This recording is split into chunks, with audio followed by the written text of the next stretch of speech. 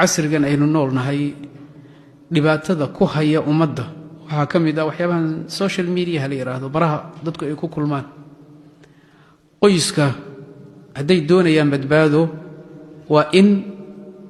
aabihii iyo hooyadii iyo awlaadiiba dhinac iska dhigaan guriga waa in uu noqdo mid ka dhartiran waxyaabahaasoo idil marka qofku uu yimaado halka iska geli haye reerka sheekay isugu filan hal wada fadhiisto hal wada hadlo hal wada sheekaysto ilmuhu waa inay dareemaan raxmad waalidka waa in ay dareemaan ixtiraam waalidka waa in ay dareemaan weynayn iyo qadarin reer aabaha iyo hooyada u hayaan caruurtooda markaasay adigana intii in la ku siinayaan aabihii iyo hooyadiina soo koriyay iyo aabaha iyo hooyada caruurta maanta korinaya farqi weyn baa u dhaxeeya aad iyo aad u weyn innagu waagii hore waxaa laga yaabaa telefishan ma jirin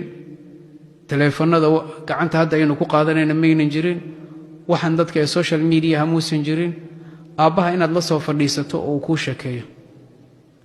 cawadeeda kale haddana inaad soo fadhiisato meeshii uu kuu sheekeeyo